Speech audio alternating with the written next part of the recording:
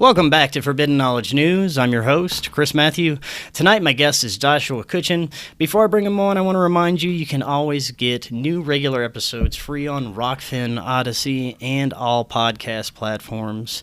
Do check us out on Rokfin. That's where you get all our premium content. You can get all our regular shows, but all the premium content from every content creator is also on Rokfin when you get a premium subscription. We also have our merch store up. That means t-shirts, stickers, bags, all kinds of cool stuff. That link is also in the description. And finally, if you guys are reaching that gray hair stage in life like I am, do check out C60 Purple Power. It may be the most powerful antioxidant known to man. I've been taking it for a little over a year and I feel amazing. You can even get C60 for your pets. It's had great effects on our dog, including even her tumors have shrank. Just click the link in the description. You can get 10% off your order plus free shipping. Tonight I want to welcome to the show Joshua Cutchin. He has appeared on a wide variety of paranormal programs discussing his work, and he is the author of 5 books: A Trojan Feast, The Food and Drink Offerings of Aliens, Fairies, and Sasquatch, The Brimstone Deceit, an in-depth examination of supernatural scents, otherworldly odors, and monstrous miasmas, Thieves in the Night, A Brief History of Supernatural Child Abductions, and Where the Footprints End, High Strangeness and the Bigfoot Phenomenon, Volumes 1 and 2, with Timothy Renner.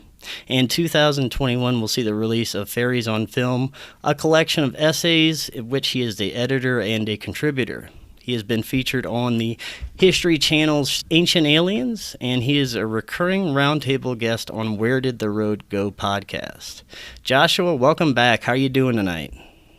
Doing well. It's stormy, but it's kind of cleared up a little bit. So I was just looking in the weather app, and like down here, it's like the next 10 days, nothing's below 40% chance of rain. So I guess man. Yeah. Well, at least everything's getting nice and watered. Yeah, that's true. That's true. I don't have to go water the lawn anymore, so there's that. Yeah, well, it's good to have you back on. It's been a while. There's been so much has happening since your last appearance, including UFOs in the mainstream media, which I thought we'd talk a little bit about. But I also want to jump around to many different high strangeness rabbit holes, from Bigfoot to fairies and UFO abductions, because, I'm pretty sure you can cover it all. I'd like to think so. I kind of tend to lean towards the idea that we're dealing with one big paranormal soup. At least those Venn diagrams, they definitely touch, right? There's definitely some overlap on all these topics. I would have to definitely agree. Now, it's been a while since you've last been on. I wonder if you could just remind the audience what kind of just got you started on your path of looking at all this high strangeness and writing and researching about it. Well, I was always a monster kid, loved monster movies, had a passing sort of interest in Bigfoot, and the sort of books that I had were just generalized high strangeness stuff, really probably just like classically Fortean, not necessarily devoted books to UFOs or anything like that.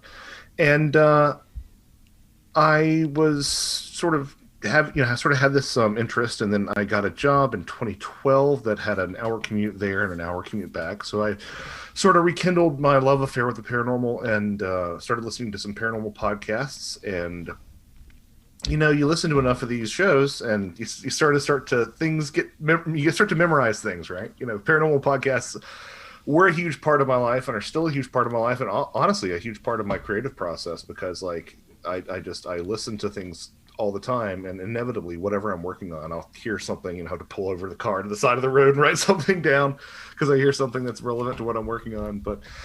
So I was listening to paranormal podcasts, and my sister-in-law got me an Amazon gift card with which I bought J. Robert Alley's Rain Coast Sasquatch, which is a great book on Bigfoot. Even though I think J. Robert Alley and I probably have different views on what Bigfoot is, it's still a great book nonetheless. And I remember in one section he's talking about how some of the tribes on the southern coast of Alaska would talk about if you took food from a bukwus, which is sort of a rough Bigfoot analog, you would be trapped with the bukwus forever. And I was like, oh, that sounds a lot like Western European fairy folklore. Somebody should write a book on those similarities. And I was like, oh, I guess it's me. So here we are 6 years later after A Trojan Feast was written. And the comparative folklore is what I tell people when I don't want to sound crazy. When you meet people on the street, like, you write books? What do you write books about? Speculative nonfiction is another good one, right? It sounds highfalutin. And then eventually they wear you down and you're like, okay, UFOs and Bigfoot and weird stuff. So Definitely, man. That's awesome. I really want to start with Bigfoot because this has been a topic that I never used to cover. It's only recently that I've started to have more and more guests that research Bigfoot and kind of even chase the phenomenon a little bit, going and Bigfoot hunting. But I feel like there's kind of something synchronistically leading me down that road to look more into this for some reason.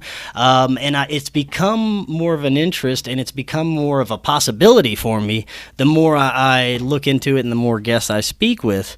Now, Bigfoot for you, do you believe that it's of this world, that it's maybe just a lost hominid, or do you think it's something supernatural that we can't really explain with science yet? It's interesting that you say all that about getting more into Bigfoot and people bringing Bigfoot to you and just you being able to entertain Bigfoot seriously for the first time, because since both volumes of Where the Footprints End have come out, Timothy and I have both really been inundated with people, particularly people who are just interested in UFOs, and have said that they never found Bigfoot interesting or particularly rich in terms of an area to look into. And after Where the Footprints End, not saying that we're solely the cause of this, but after looking at some of these more esoteric elements of the Bigfoot phenomena, they've been like, oh, this is really interesting. And I've seen some people, like, I have some friends who have gone Bigfoot crazy to the point where I'm like, okay, I'm sick of Bigfoot. I've been writing about Bigfoot too much. What is Bigfoot?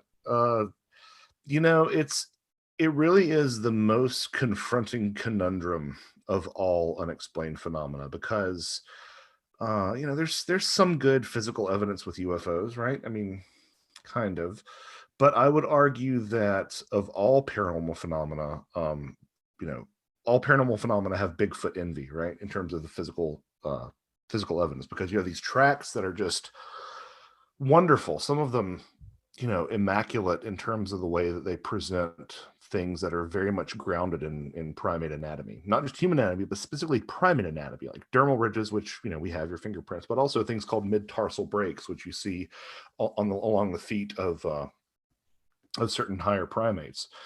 So things that really do point to, a flesh and blood creature, to say nothing of, sightings, but also hair, blood, and even some, alleged Bigfoot scat.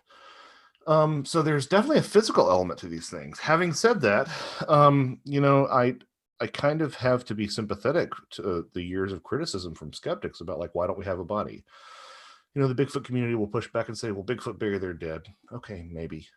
They'll also push back and say, oh, well, people don't usually often find bear carcasses. I'm like, yeah, but they have. Like, people have at some point found bear carcasses. So, at the same point, I'm situated between that very rational argument and the fact that I have talked to enough people who are very sane, rational people who try to talk themselves out of what they've seen, and they still contend that they've seen something that was large and shaggy. Couple that with the fact that there does seem to be a deliberate effort in some of these larger Bigfoot clearinghouses for reports, if you will, like the Bigfoot Field Researchers Organization or the North American Wood Ape Conservancy.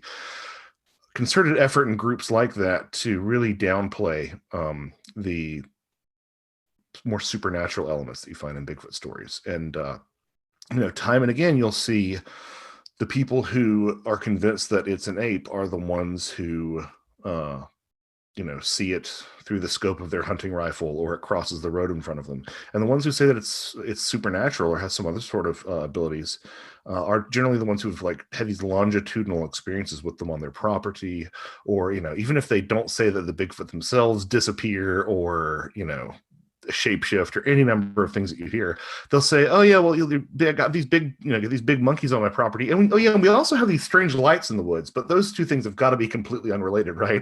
And for me, it's like, well, as my co-author Timothy said, said two things, right? He said, number one, you don't see, if UFOs are here studying Bigfoot, you don't see UFOs studying chimps or gorillas or orangutans. It's not like people see an orangutan and they see a UFO. So that implies that there's some sort of connection there, because there are plenty of stories of people seeing Bigfoot with, in, and around UFOs. But also, seeing Bigfoot is rare, and seeing a ghost, or having a poltergeist infestation, or seeing a UFO is also rare. So you put those two things together in the same sighting, or in the life of a person who on the same property has seen these things, and it really does imply an exponential order of magnitude of rarity that I think you really have to acknowledge, is suggests that there's a connection there. Yeah, and I tend to agree with that. That there has to be some kind of unexplained connection, at least at this point with science. I mean, there's so much that science can't explain, and I'm sure that once we catch up and understand more, it could turn into more of a scientific and less of a paranormal type event. But there's definitely some high strangeness that we can't explain. Now, when it comes to events like, missing 411 type things, where people are going into the woods and then just disappearing, and around areas that have had Bigfoot sightings, it makes me wonder if there's, an element of, are these beings dangerous? Are they taking people?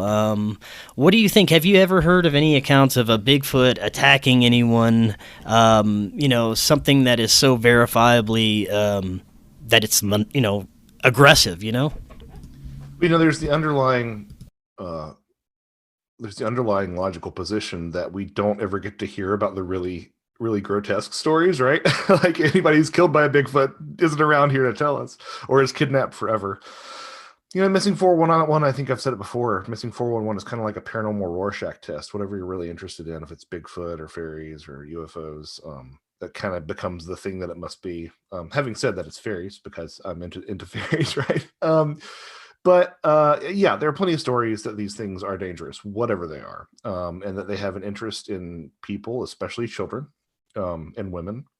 And there are accounts of people being abducted, even in the modern day. There's Albert Ostman was a famous account from the Pacific Northwest that happened, I believe, back in the 30s, if memory serves. I don't have the exact date right. To say nothing of some tribal lore that you can find different stories about women being taken as well. Also, a lot of times these were the term gets misused. People call, in a lot of these Native American cosmologies, they call them cannibal giants, which would mean that they're Bigfoot eating other Bigfoot. The more accurate term would be that they're anthropophages. They're beings that eat people, right? So in a lot of these different cultures, like, we're on the menu for certain. But I would say, in general, I think that there is something inherently dangerous about anything, kind of, to use a broad umbrella term, paranormal. There's something where it can, these things I think they can pivot from playful to perilous on a razor's edge, really. It's all fun and games at the Ouija board, at first, and then, overnight a switch is flipped, and all of a sudden you're dealing with a demonic infestation or something. Yeah, it's quite interesting. I've heard a couple of stories of where these Bigfoots would be kind of like in a pack, I guess you would call it.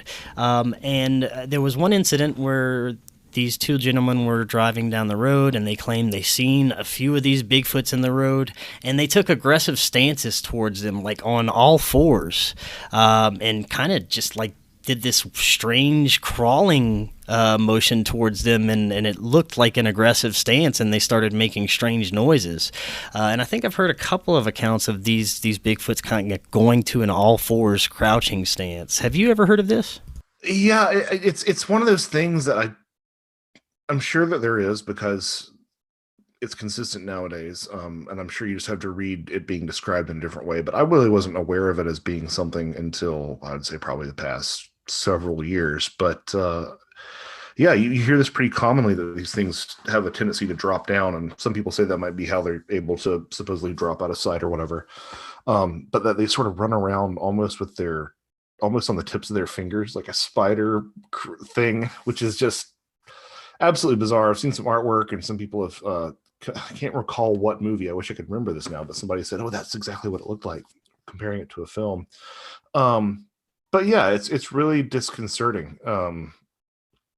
I think it's interesting. There's a story that we talk about I think it's in volume 2 of a gentleman in Mississippi who there was some Bigfoot activity around his family's farm, and they would find eggs missing. But there was also at the same time these sightings of a panther there.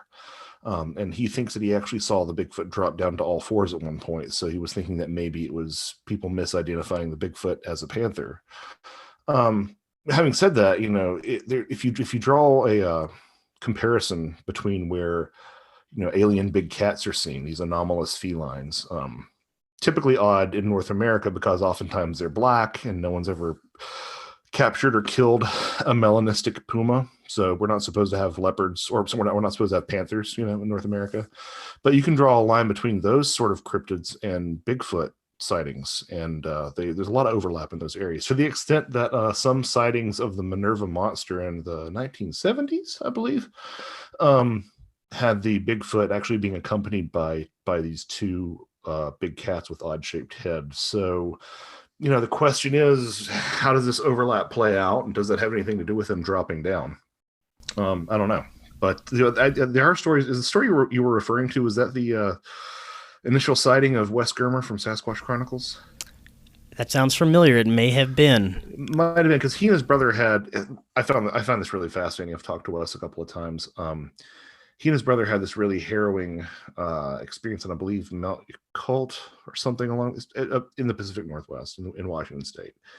And they went up there, and they were basically just all around them were these different Bigfoot. And there are three things that I think is really strange about their encounter. Because Wes is interesting because he started off being like really, really critical of people who were into paranormal Bigfoot, like to the extent that he used to have like skits about like people who are flute players, he would call them, who are into the Bigfoot woo. And then as he talks to people, and he actually ended up seeing some ghost lights himself at some certain Bigfoot areas, he's like, no, there's something stranger to this. And so he's really come around, and I really admire him for his intellectual honesty. But there were three things in his initial sighting that even before he was open to this, I was like, oh, you're kind of dealing with something kind of paranormal here.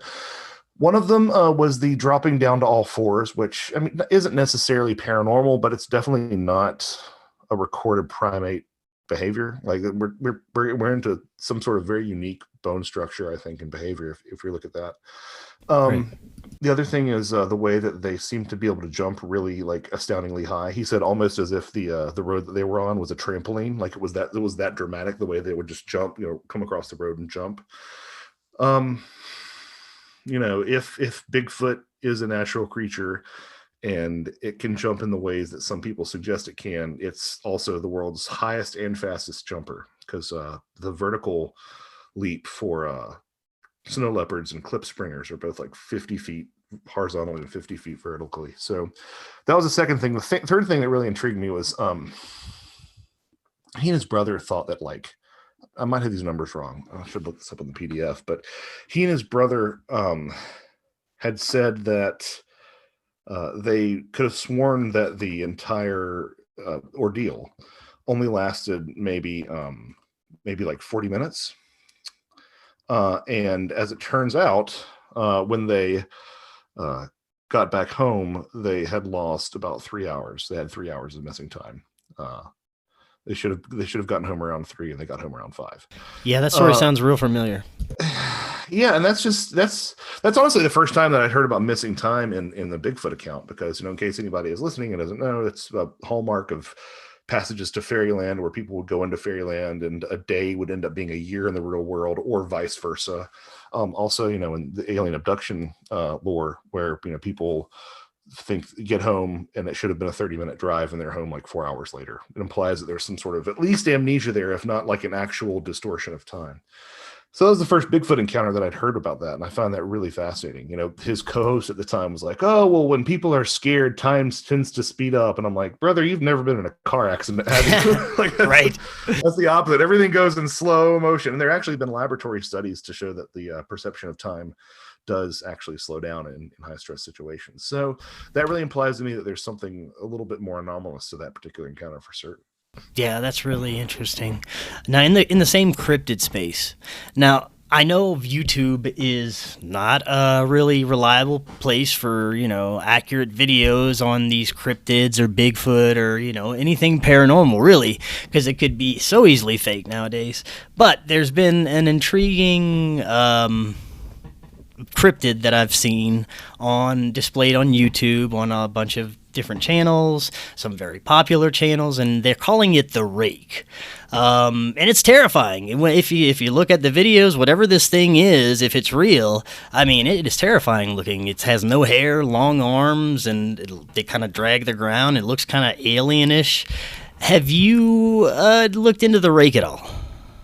Yeah, so it's not that like that's the frustrating thing, right? Because I'm convinced that there are some videos on YouTube that are 100% authentic, right? I mean, they've got to be just by nature of how much is on there. Right. Just that signal to noise factor, right? And which is why like I kind of tend to like not even look at photos or watch videos anymore, which is I guess a super cynical position, but I know that it's never going to prove anything. So, I mean, yeah, the rake it sort of looks like a kind of like a golem kind of thing, or like Yes. golem, Yeah. Yeah. golem, not a golem, but golem, yeah, yeah. So it's interesting. I'm not really entirely sure where that rake terminology comes up, but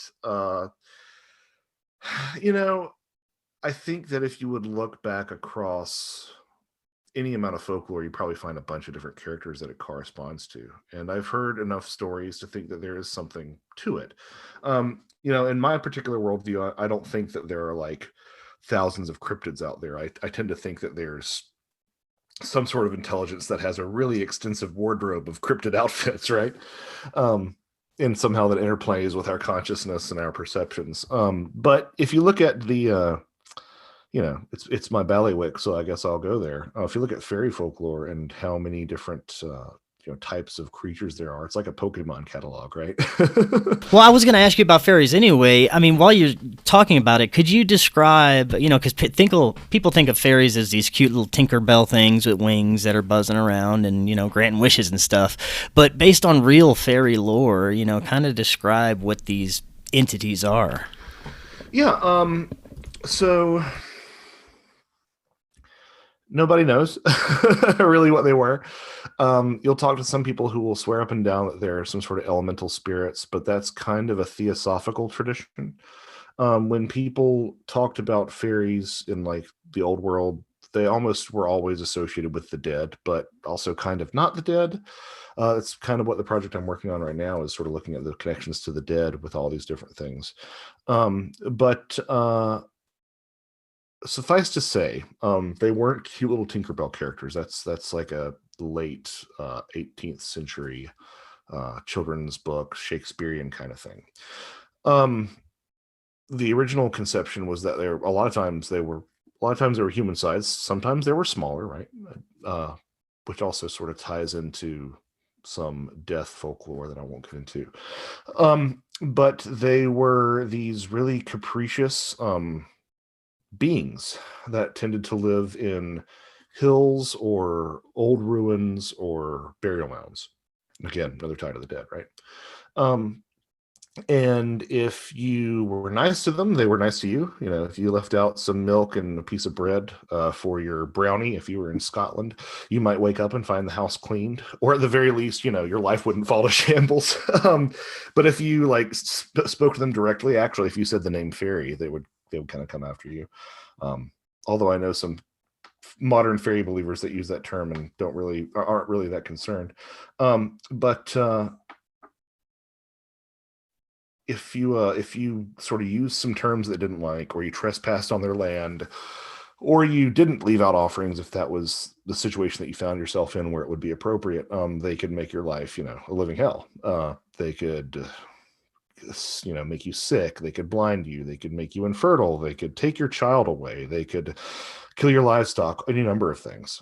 This also extended to whether or not if you like interfered with fairy property. So if you like bulldozed a fairy fort, which are these Iron Age or Neolithic, basically field monuments of Europe. If you bulldoze them for your field, or you cut down a fairy bush, which was typically like a bush or a tree sitting alone in the middle of the field, they would come after you and make your life very unpleasant. So not Tinkerbell, but it's also a big umbrella term too, right? It's not just fairies, which we associate with England and Ireland and Scotland, but also any number of sort of similar beings. So we're talking about elves in Scandinavia, trolls, dwarves, gnomes, even though those are kind of an invention of Paracelsus. Just any sort of anywhere you find this idea of like small spirits that are kind of half the dead and half nature spirits, those are pretty much fairies, and you'll find that tradition literally in every on every inhabited continent in most cultures.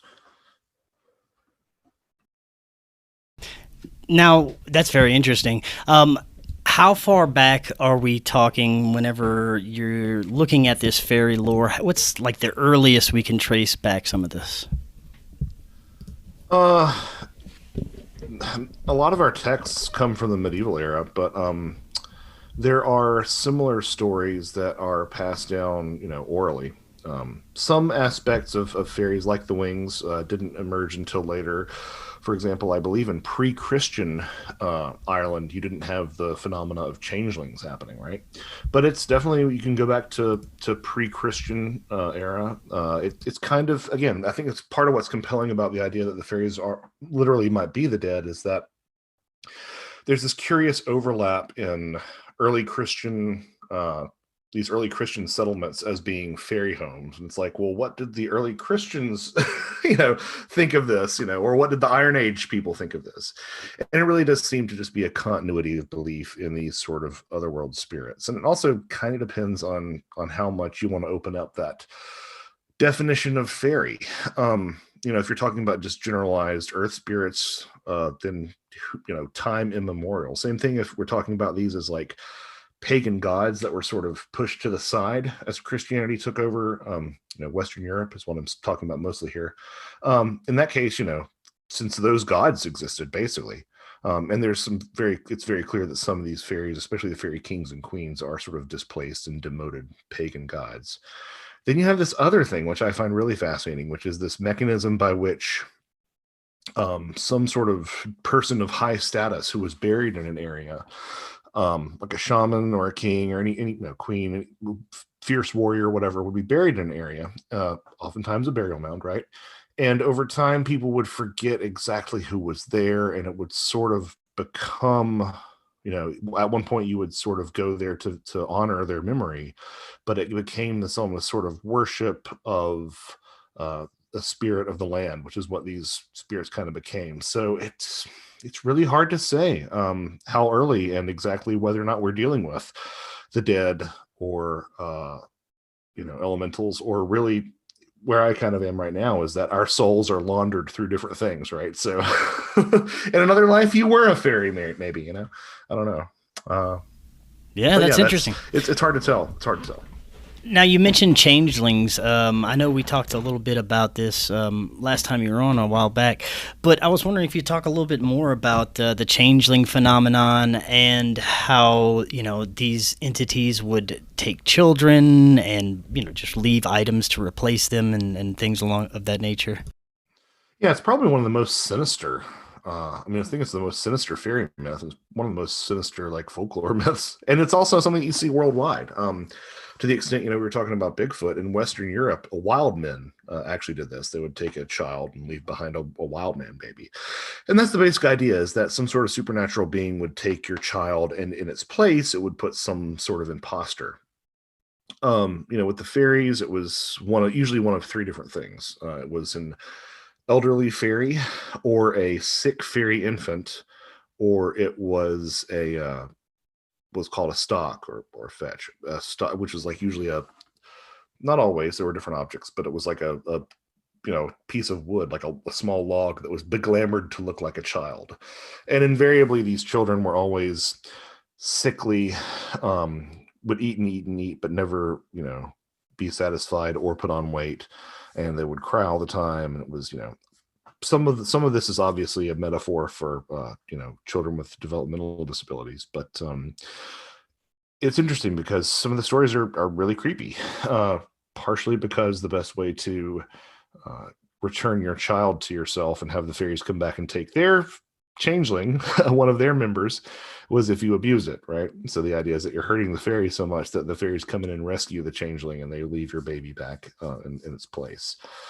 Again, obviously we have a motif, or an encoding rather, of some pretty sinister infanticide practices from especially Ireland.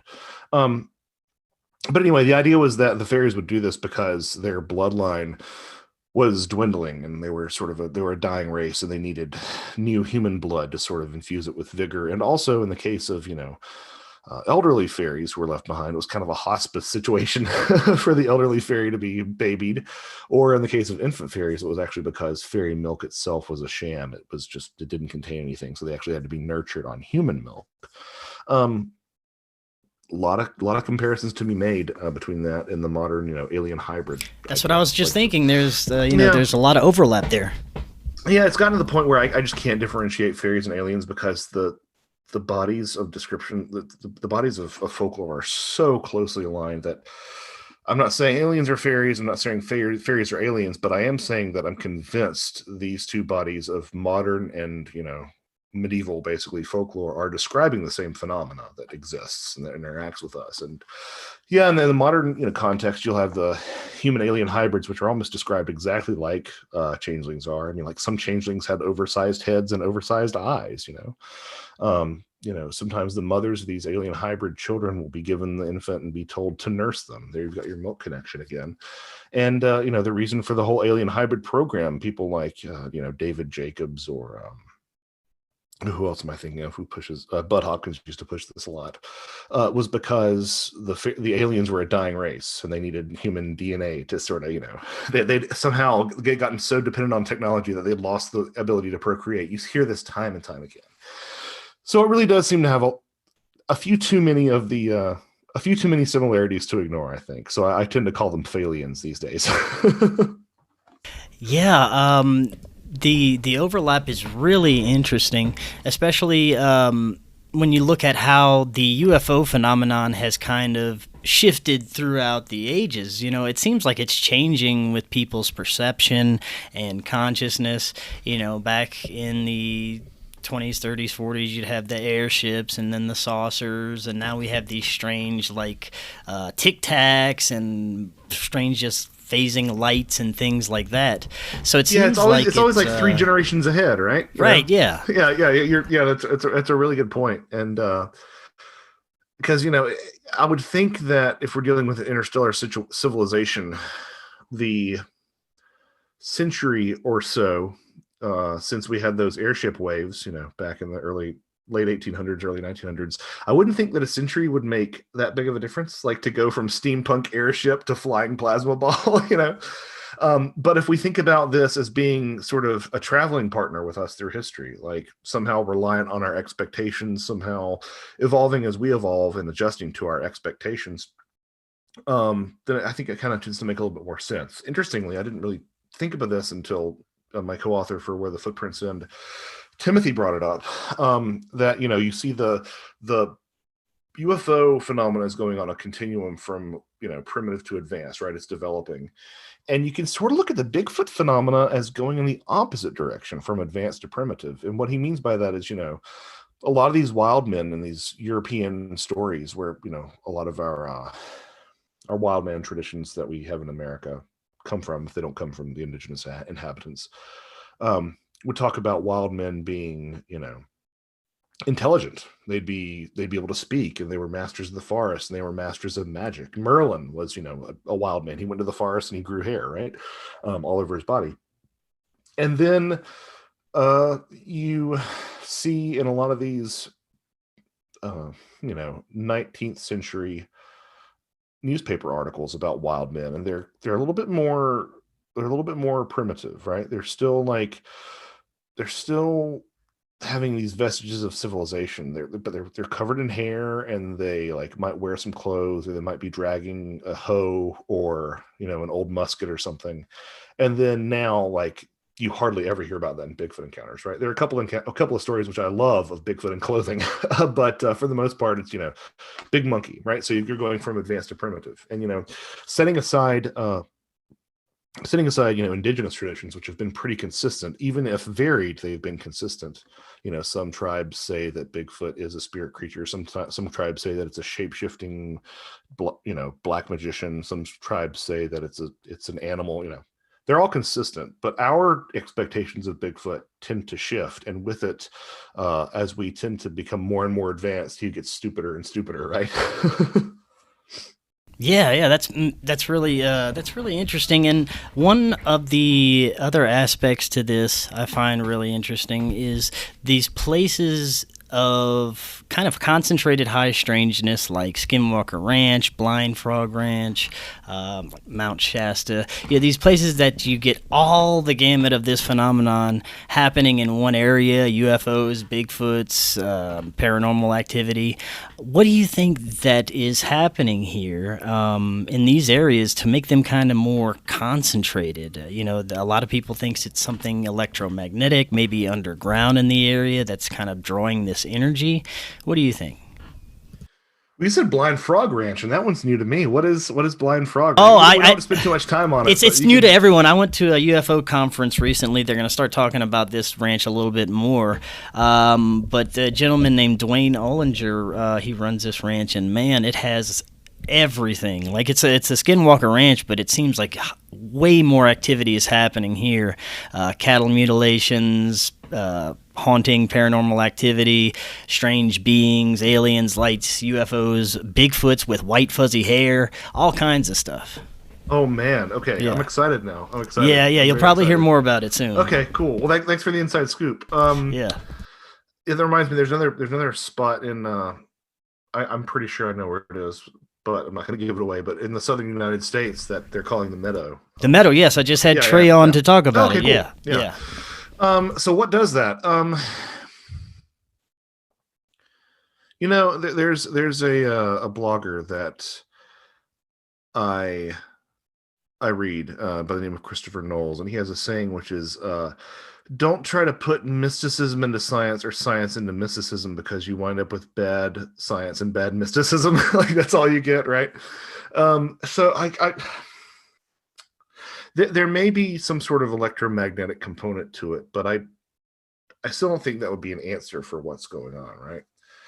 And since I am sort of firmly of the belief that there is some sort of metaphysical component at play in a lot of these topics, the reason for that being that, a lot of the psi research that's out there is really, really damn good. I'm talking about like Dean Radin, Rupert Sheldrake, Daryl Bim. Some of these things are done within laboratory settings and are illustrating that something is happening with psychic phenomena beyond random chance. So that implies that something is greater than us in that sense that does not conform to the current scientific model. So that's why I'm like, well, we can sort of start to bring in things that most people would call spiritual. I know when I say that, it's people think it's either going to be new agey or that I'm going to try to boil it down, even though Christian myself, I'm going to try to boil it down into some sort of dualistic Judeo-Christian thing, and I'm not. But what I do mean by that is that I think that there are certain areas that are thinner between us and the other world. If you want to call it a dimension, that's fine. Even though I have some problems with people calling things dimensions, because like people think of dimensions as like a place that you go. I'm pretty sure it doesn't work that way. If you're familiar with the Flatland parable about, the two-dimensional stick figure who's walking along one day and then, somebody puts their finger down, like he can't see the rest of the finger. He can't even perceive the dimensions. The dimensions are not like a place that you go. It's not like sliders, right? What people are really talking about when they're talking about dimensions is that they're just repackaging these older ideas that every culture has had of an other world, right? Afterlife, fairyland, to go by 1,000 different names. But so I kind of think that that's what's happening, is that there's a membrane there that, maybe we'll be able to explain it scientifically one day, but we have the tools right now to explain it within, a folkloric context, at least. A lot of hullabaloo has been talked about whether or not these areas have, burial grounds or something, that the old Hollywood Indian burial ground trope, sort of based off of John Keel's idea of window areas. There's something to that, right? There's something to that I don't think you can deny, because it's really easy to drop a pin in a burial mound or some ancient ruins or a dolmen or, a tumulus or any of these sort of, ancient ruins, and sort of do a 200-mile radius, which is what Keel suggested, 200-mile diameter, I guess, and find high strangeness. But that you have to ask yourself a lot of questions with that too, like, well, especially in the southeast, and sort of that Midwestern region where we have a lot of high strangeness, there are just, there are just a lot of burial mounds there. There's a lot of population there, and they could sort of, if you're going to say 200 miles, like you can form a daisy chain pretty much anywhere with those 200-mile radiuses, right? The other thing is that, as the occult author Peter Levenda pointed out, any post-colonial nation, and especially America, is going to be a haunted house, because we have, like literally where you're sitting right now, somebody has probably died. You know what I mean? Unless you're like in remote corners of the Pacific Northwest. And even then, I'm not sure somebody hasn't died there at some point, to say nothing of, years of prehistory and proto-humans who have been here and stuff like that. So how much of an emphasis can we really place on these burial mounds and burial areas? Where I've sort of landed with that personally is that just because a person or 10 people died somewhere or even are buried somewhere, that might not be the factor. It might have something more to do with like massive quantities of people, because especially in America, some of these mounds can have 500 or even 1,000 remains of different individuals in them. And you sort of find that sort of bearing itself out to a less concentrated degree in, Ireland and the British Isles, where a lot of this, we can have window areas as well. But I mean, here's something that I learned, right? Keeping in line with this is that you're familiar with the Rendlesham Forest UFO case? Yes. Yeah. Did you know that the Sutton Hoo burial site is like 4 miles away from Rendlesham? Oh, really? Yeah, Sutton Hoo, which is like one of the biggest Dark Ages hoards of like grave goods and treasure. Like, we know so much about that period of time from the Sutton Hoo burial. Yeah, it's 4 miles from Rendlesham. And there's a Netflix show on it, right, the movie on it right now called The Dig. And apparently, I haven't seen it yet, but apparently they left out the fact that the people who excavated Sutton Hoo were really encouraged by like sightings of like ghost warriors on the property, and that's where they're like, oh, maybe we should, I'd say, Chauncey, maybe we should dig. So I just found that out a couple of days ago, and I guess I should have known that, because that part of England is especially weird. But like, yeah, you've got Rendlesham Forest, which has black dog accounts, like black shuck accounts. It has some, I think there's a faceless lady who roams through there. There's also a famous account that I like to cite of this 1100s monk, Ralph of Coggeshall, who claimed that like this aquatic wild man was captured, and it was kind of right there around the same area. So, and all that's like within, and of course Rendlesham, which there's been some problems lately with the Rendlesham story, but at the same time, I think that something odd happened there. Nick Redfern's new book, or not his new book, because his new book's about Marilyn Monroe, but one of Nick Redfern's more recent books talks about there being some sort of laboratory that was set up there, and that might have caused the UFO sighting. But even still, like, why someone decided to set a laboratory up there is, kind of points to it being a strange window area as well. All 4 miles from Sutton Hoo. Like, I had no idea. And there's probably an English listener right now who's like, yeah, duh. We all knew that, but like, it just blew my mind when I found that out. Yeah, so the connections. That's my long-winded explanation on window areas. Oh, that's Suffice cool. To say, I don't know, and I think there might be some areas. That like have an archaeological site and quartz in the ground, and that's the secret recipe. Or maybe if you just have an archaeological site with a lot of bodies, that'll trigger this. Or if you just have enough quartz or just have enough limestone, that'll trigger this. There might be different factors that sort of break through that threshold. I don't know what that is, but. Yeah, but whatever it is, it's becoming more and more apparent to me that there is just this unseen world just beyond the spectrum of our vision, where all this stuff kind of exists. We can't see it unless they either pop into this spectrum because they want to, or something glitch happens. But I'm thinking it's the same thing with extraterrestrials. Maybe these beings are not coming from different planets across the universe, but they're just in a different kind of spectrum or dimension or whatever you want to call it, you know?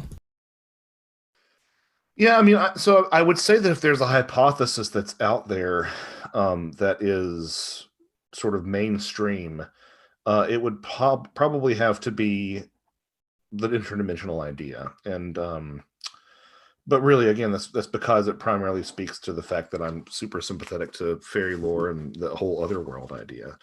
Um, I just here's my thing with the whole UFO problem, right? Um, if we're going to connect alien abductions to UFOs, which I think is, it's not as close an association as like Johnny on the street would think, right? There's plenty of abductions that happen without UFOs and vice versa. But like, I think that there's enough evidence to say that weird things in the sky tend to manifest these sort of abduction narratives. If that's the case, then we have to explain why these aliens sometimes appear with, your dead grandmother in the spacecraft, which is again part of what I'm working on right now. Um, People who believe that it's aliens will say, "Oh, it's a screen memory," and it's like, okay, well, that's some, in that Arthur C. Clarke way, that's some pretty advanced technology to masquerade as magic.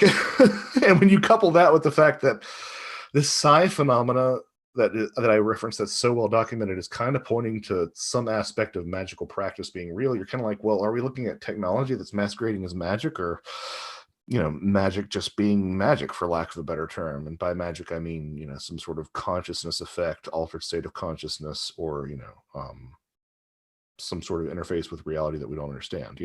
If we're dealing with little green scientists, why do abductees report having poltergeist phenomena in their homes afterwards, which is super common? Why do abductees say that they've had a lifetime of hauntings? Every house they've lived in is haunted, and then at 18 they were abducted. Like, it's odd, in that same way that the Bigfoot being seen with UFOs is odd. Why do abductees report these profoundly complex synchronicities in their lives for the rest of their lives after being touched? I don't know. But I do know that at least like the shamanic traditions of the world kind of have a working model for that. And the shamanic initiation and some subsequent journeys to the other world look a lot like alien abductions. So that's why I tend to steer away from like the extraterrestrial hypothesis. But then we're still left with holding the bag, right? Like, what is it? And I don't know. I have some predispositions, but I think that if we're dealing with aliens, we're dealing with effing weird aliens, right? Like, who are advanced in terms of harnessing human potential, or just conscious being potential, in ways that we have yet to even, flirt with in the modern era. Sorry, my external mic was off again. Yeah, I'd have to agree that these beings are extremely advanced. When I look at some of the abduction cases where they're saying that this being just was looking at them, they couldn't move, but they could feel them picking apart every emotion, every thought, and that it was like they compared it to a dog and his master. They felt like the dog to this being who was so advanced. But when it comes to everything that's going on right now with the UFOs in the mainstream media, it seems like after 2017, the New York Times article, it all started kind of slowly trickling in after that. And then 2020, it kind of really blew up with UFOs in the mainstream. And now we're having the Pentagon release this piddly little thing that it released a few days ago. But I find it very fascinating, the timing and everything else going on surrounding this. And I'm wondering, well, why is it now all of a sudden that it's going to be okay to talk about UFOs and stuff? I mean, yeah, you release it the year after we've had the greatest erosion of government trust, I mean, I think regardless of whether you're on the left or the right, like, nobody trusts anybody with anything anymore, Yeah, I mean, that might be it. I also think that, I mean, I'm kind of grumpy about this, right? So, so indulge me a little bit, but there's a large subsection of the population that's into this topic and is pretty new at it and hasn't looked into the history and hasn't read the literature. And they really need to step back and frame this within the context of what's happened in the past, which are, these sort of promises that we're going to get something big, and inevitably it's always not as big as we'd hope.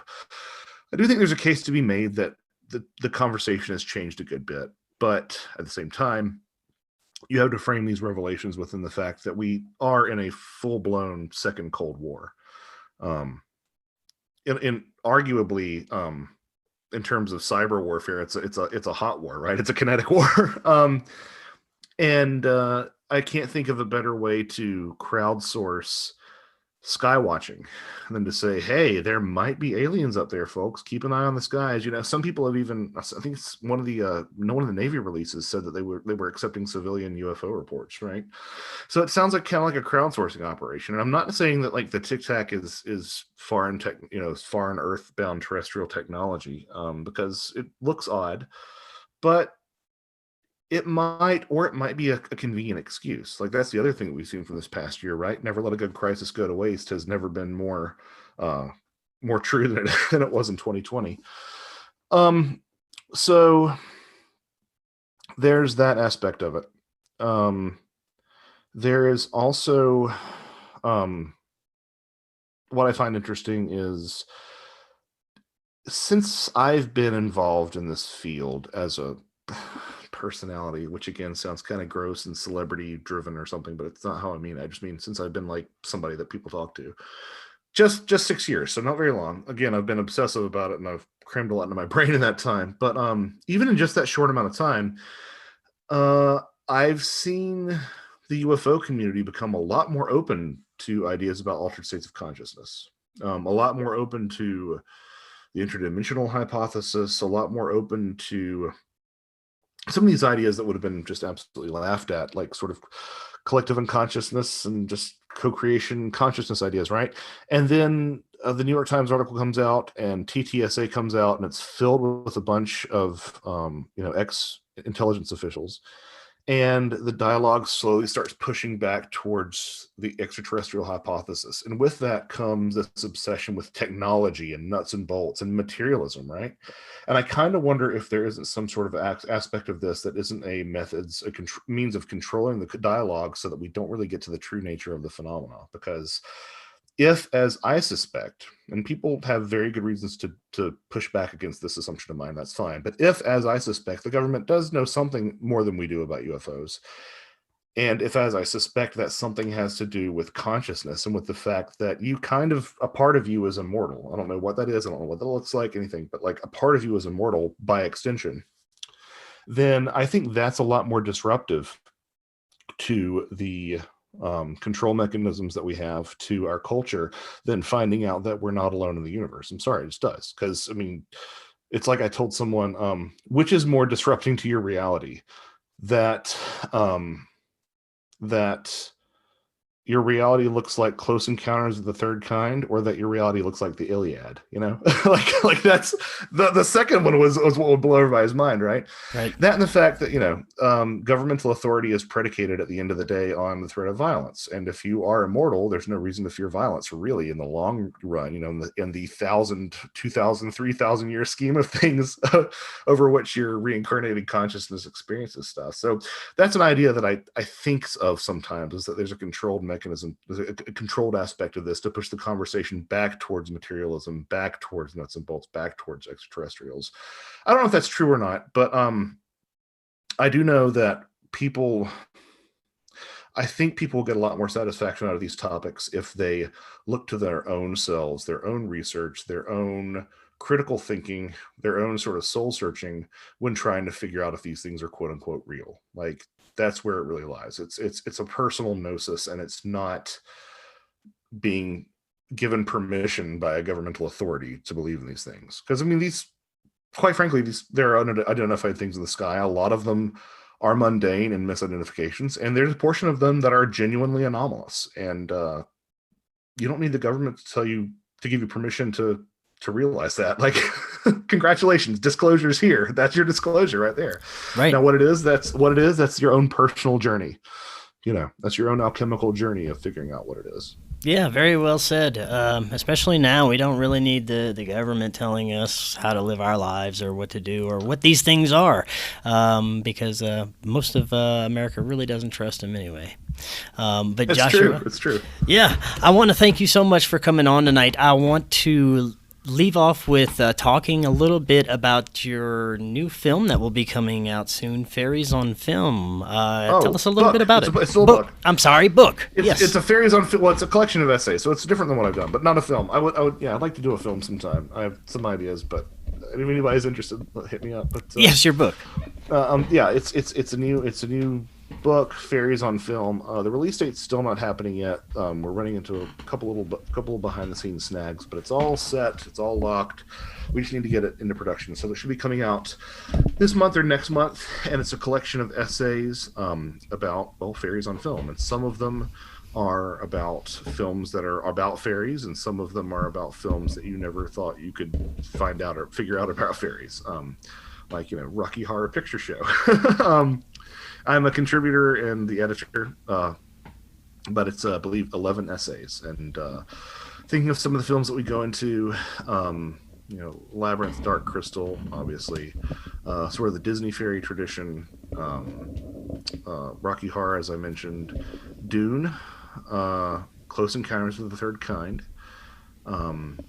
couple of different horror films, one Japanese horror film called Marabito, and a European art house film called Borgman that I did my essay on. So it's like I said, it's 11 essays. It's an incomplete number. It's an incomplete list because there's some other stuff that I'm not thinking of. And in some essays, like tackle 4 or 5 different films. So it's a fun book. Some essays are scholarly. Some essays are a little bit more lighthearted. It should be a good cross section of different things. So, if anybody's following me in any capacity at Facebook or looking on my website or just listening to my interviews, you will not be able to get away from it. We will be talking about it for sure. And is there anything else you have upcoming interesting? And also let the audience know websites, social media, all that stuff. Yeah, so I might be speaking at a conference in Europe at the end of September, but I need to cross some T's and dot some I's, but I'll talk about that for our European listeners once that time comes. In the meantime, I will be at Strange Realities Conference 2021, which is October 15th, 16th, and 17th, and that's in Nashville, Tennessee. If you just look up Strange Realities Conference, it should come up. And that's going to be fun. It's going to be a lot of people that I admire who are going to be there for sure. So that's the next event. I'm trying to think if there's anything else. No, that's it. And then I'm working on another book, solo book of my own that should be out. If I say the end of the year, it's not going to come out until like spring of next year. So let's say spring of next year is when it'll be there out. You go. I'm hard at work on it, and it's going to be a big one. But I'm really excited about it. It's looking at how every aspect of the paranormal reflects death. So excited. Very cool. Well, Joshua, thank you so much for joining us again, and we'll have to have you join us again after that stuff comes up. It was an absolute pleasure. Awesome. Well, you have an excellent night. Until next time, everyone, have a great evening.